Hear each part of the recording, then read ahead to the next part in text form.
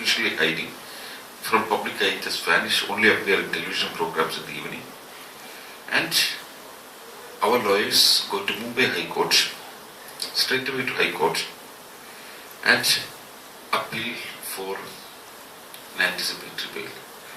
It takes a long time than usual. But at the end of the day, the court says, go to a lower court and try it. They rejected, come back to us again. Means they wanted to give time enough to get me arrested. Very clear what was happening. I was, next 2 weeks, 2 weeks later I have a trip in Europe. Poland, I had a lecture tour, which was pre-planned. I decided to go out of the country 2 weeks in advance, and then move out. It was dramatic, very difficult to get a visa in 2 hours and fly in another 6 hours. That's what story which I will have to write later. But I've gone out, and of course my thought was correct. During my lecture tour in Poland, I heard police reaching my home with an arrest warrant, given by a police station or by a court of law. Newspapers support me and write that it's all Vichandi. Indian television support me, telling that it's Vichandi. Most of the newspapers are writing in my favor. Never found anything against it. And international media, right from Wall Street Journal to New York Times, write in support of me. But the Indian system seems to be dumbfounded of these things. So there is a fight going on. There is a public campaign going on. I thought it's time that I have to talk to people all around the world, bring more public attention, bring international public opinion and political attention on this matter, because it's a serious issue, because blasphemy laws are not only misused. It can be used against a person of my stature at this level, which means it can be used against anybody anytime. And it's used against people who are inconvenient to the political system sometimes, or the religious belief system sometimes. Maybe I've been becoming very inconvenient to many people. I've crossed the shops of so many people. So many charlatans ended up when they encountered me. So maybe it was time for many people to think that some point I have to be stopped. I have still more threats. There are threats already in circulation. So some of the blogs of the people who complained against me publicly writes that I should get at least for 1 night in police custody and get a co-prisoner, stab him to death, and we will look after him. The guy who pleased me. Such things are in discussion. So, for the time being, I thought I should talk to people and get my battered people equipped in the eventuality of something that happens, so that the fight keeps on going. Thank you.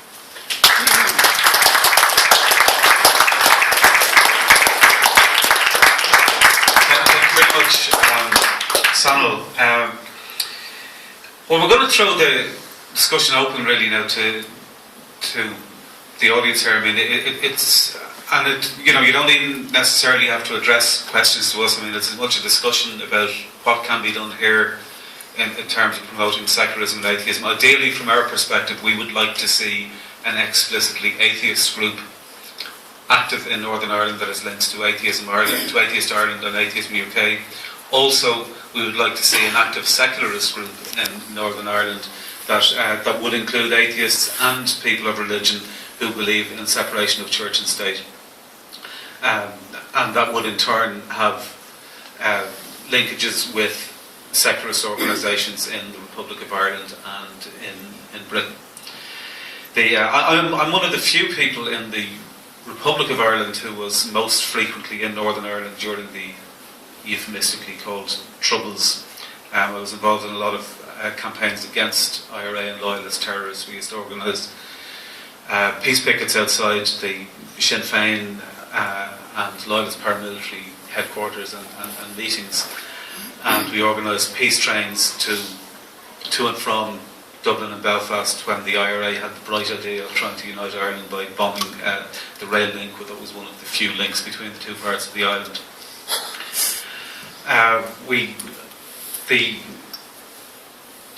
the reception I got when I used to come up here was kind of. It was obviously quite good for most members of the community, but I do remember one time when we came up, there was a group of peace organisers from around the country who came up to canvass for Joe Hendren in one of the West Belfast elections when Gerry Adams was first elected and was going for re-election. And it included people who were SDLP supporters and also people who weren't even nationalists, but people who felt it was important to support democratic candidates in elections. And I remember giving out leaflets outside one of the polling booths in Andersonstown and being told the polite version of what I was told by a Republican, an Irish Republican, was to back off back to the Free State and stop interfering in Northern Ireland politics. So hopefully, what we're trying to do here is not to interfere in what's happening here, but to lend, both organisational and political support, both from here and from Atheism UK, to whatever it is that you feel it's appropriate to do yourselves. One other unfortunate memory of those days that has come back just today, there's news today from Pakistan that Hamid Mir, who's a prominent news reporter, television presenter in Pakistan, and who had spoken out again and reported on the incident where a young girl had been shot by the Taliban for promoting secular education. The authorities there just found half a kilogram of explosives underneath his car in an attempt by the Pakistan Taliban to murder him. So these things that are thankfully part of the past here, for more or less, are still happening in other parts of the world. So we will throw it over to the floor now. Can I ask people to, if you remain seated, we'll pass around the microphone, and as I say, you can either make comments or ask questions. We're not going to just do straight questions and answers, because it's not really about us answering questions here. But what we will do is when we're finished making whatever comments you have, the three of us will respond to the discussion. So does anybody want to kick off yet?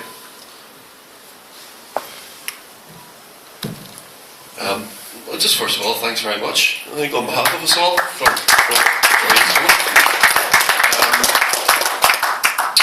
have a question for Sanal, but first of all, just on your point about the general movement in Northern Ireland, we do have the beginnings of a movement. I was speaking to you earlier, Michael, about the Northern Ireland Secular Society. If anyone's not aware of, you can talk to me afterwards. We have the humanist groups and the various atheist groups. I think we are beginning to sort of come together and get our act together. So I think today as well, we can start to have a bit more, form more of a link with yourselves. So my question for Sanal is, I believe there's people actually drinking the water. Is that true? So effectively, you've probably saved, maybe not saved their lives, but saved people from becoming quite sick as well, from drinking dirty water as well. I mean, you're the good. You've actually saved people. You know, Messiah. It's not really a question, but it's just, you're actually being charged with stopping people from drinking water that would be very harmful for their health. I just find that really unbelievable. I mean, has that point, how is that point being handled by We'll by take your responsibility. protagonists? We'll take responsibility at the end if you don't mind. If you just take it out, we'll Sure. Okay, anybody else? Can I keep them up next? So now my question's for you as well, but I'll let you finish writing down the... Yep. My question's quite a simple one, is are you basically, the charge is going to be left on record, or are you going to be actually tried in absentia? Okay.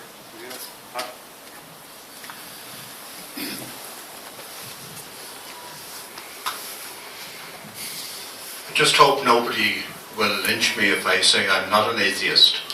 I'm a theist, I suppose. Having said that, I was excommunicated from the Catholic Church and dumped out for basically two reasons. Number one, being too involved in work on the ground with people, and secondly, for speaking to journalists. The last time actually I was in this room was to give a wee talk to the humanists, and so I'm an extremely open person. I have my beliefs. I don't share all the beliefs of the church that I came out of. I'm a Catholic with a very small c, but I have absolutely no desire to impose any of my beliefs on anybody else, anywhere. And I would like Ireland, north and south, to be secular, pluralist, and a modern democracy. I just have two little stories to tell you about ways in which I have suffered on each side of the border from the connection between church and state. I don't know whether any of you ever heard the name Father Michael Cleary, but he was a showbiz priest in the Republic of Ireland and appeared to be very liberal. But in fact, he was very conservative, and in many ways he was a hitman for the Catholic hierarchy. He did a very long radio program one night about me, saying that I was a con man, and he's talked about the marriages I did for divorced people and other people, and said I was a con man doing con jobs. So I just rang him up the following day and said, Michael, that's a pretty serious accusation. Would you give me the right of reply? And he was having his tea at the time, and he chewed his tea into the telephone deliberately. And he said to me, it's like this, son. When Jesus was hanging on the cross, he had no right to reply, and you don't either. And he hung up. So I wasn't prepared to let it go, and I decided to bring a radio station called 98 FM and Father Cleary to the High Court in Dublin for libel. Now, by the time we got to the court, Father Cleary had not only died, but he'd been exposed for having a secret life and having had a number of children, etc., which was quite interesting that he was calling me a con man. But anyway, the judge in charge of my High Court case in Dublin was a man called Mr. Justice Kinlan, who has now gone to heaven, or where judges go, I don't know. And halfway through the trial, there was a break, and my barrister went in to see the judge in the chamber about something, and he came back out and said to me, you're fucked. And I said, why am I fucked? Well, he said, your man is in there, he said, in the judge's chamber, with a big statue of the Virgin Mary on his desk, and a candle lit in front of her, and he's saying the rosary. And at one stage during the case, he actually put the jury out and told me it was his belief that I was a con man. As it turned out, he had such an influence on the jury that we ended up with a hung trial, and I had to go back again. And the second time I was actually represented by a man you mentioned called Adrian Hardiman, who was a heavy hitter. And as soon as they saw me with him, they made a settlement. I was awarded £120,000. My lawyers took 115, and I got 5. So that was my experience. The other interesting thing was we couldn't understand why the 98 FM, which was a secular radio station, was fighting the case when Father Cleary was dead. But we learned during the trial that Cardinal Daly had got in touch with the radio station, which by the way was advertising condoms and abortion information, and told them that if I won the case and they lost, he would transfer the insurances of Maynooth to their insurance company until their losses were made up. So that was my experience of justice in the Republic of Ireland. At the moment, Sanal, you're facing 3 years imprisonment and a fine if they get you. I'm very sorry, by the way, that, like myself, you were a victim of the Roman Catholic mafia. But I'm actually facing 10 years in jail at the moment in Northern Ireland and a fine. I'm charged with conspiracy to defraud the Home Secretary. In the last 20 or 30 years, I've done 2,300 marriages. And the PSNI discovered that there were 26 marriages carried out, which turned out to be sham marriages.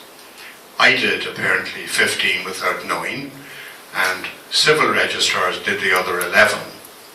So none of the other 11 registrars are being charged, but I'm being charged with conspiracy to defraud the Home Secretary.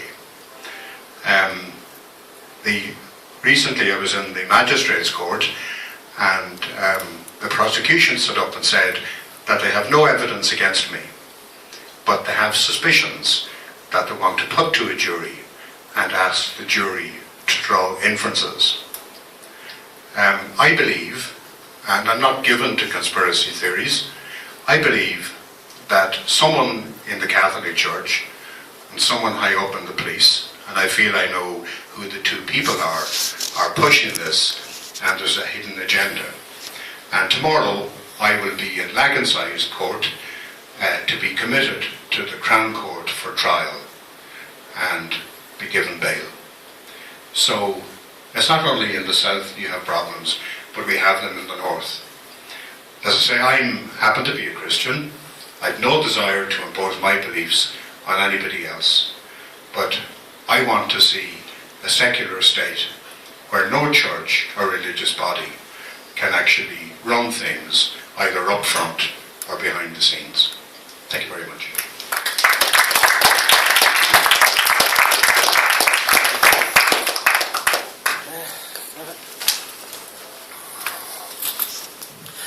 Hi, Sam. If you go back to India, do you reckon that your life would be in danger? In other words, is there a history of Christian fundamentalists killing people for blasphemy?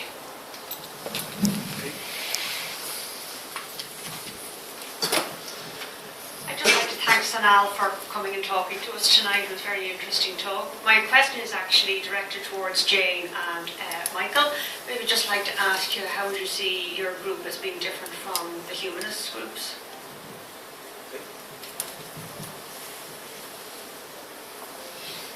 Anybody else? My question's for Jean on terms of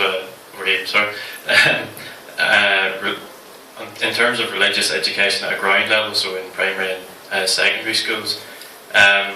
What I've noticed is it's not really an education, but rather religious instruction, it's indoctrination. In terms of a secular education for pupils, would these sort of campaign groups still be in favour of a religious education in terms of just examining religious beliefs as a plurality, showing that there are different beliefs, not just one single denomination that pupils should be focusing on, as well as philosophy and humanism? Okay. Anybody else?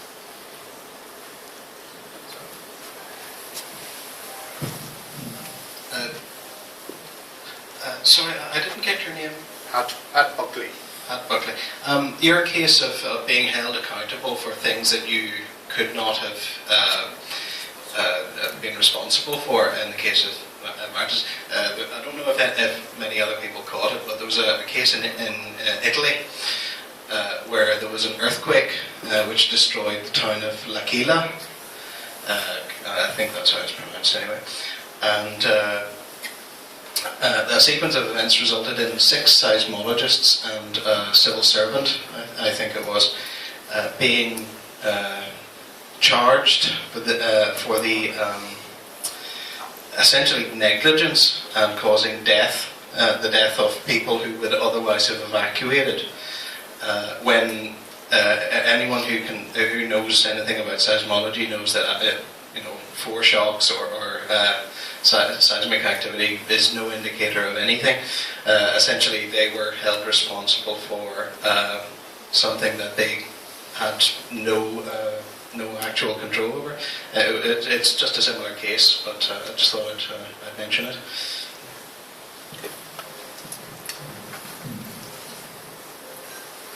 Anyone else? Yeah, feel free to speak again if something comes to mind. Just addressing what you were saying, Michael, earlier about the South and how in an atheist environment you're trying to engender sort of understanding and things in the South. 50 plus years up here, one of the main issues that I see is that of identity. You'll hear a lot of things on the press here about the protection and allowing the other side to have an identity. Now, the problem in the North is the two identities do not represent me. I do not have an identity. Whenever the summer comes around in the marching season, yeah, one side is getting up the other side's nose, and I'm stuck in the middle. And I have no voice, and there is no voice. For 35 years, my political franchise, no matter whether I voted or not, was not represented within the Northern Ireland community. And that is a monumental pain in the arse. But I can see no way around it at the minute, because we're going through this healing process where the identities have to meld together and reach some level of understanding. And one of the things that actually I think possibly with other people here in the room that we've been discussing on Facebook and on the social channels is that we could almost act in mediation. We are a nondescript identity that has no one side or the other, and that in developing a new set of Northern Ireland identities or Irish identities on a bigger scale, we can actually be beneficial in that by providing the backbone of a non-sectarian support system. Okay. Anyone else will we respond to those comments so far? Okay. Anybody else? No? Yeah, one more. Steve, isn't it? Yeah. Yeah. Just a quick point about that. This whole false dichotomy of the two communities is pervasive, even in the media. Count the number of BBC articles where they'll refer to the two communities, when in fact, well, hello, there's us as well. So. Yep. Okay, we'll respond to those comments first, and then we'll see if there's any more questions that arise from that. Jane, do you want to go?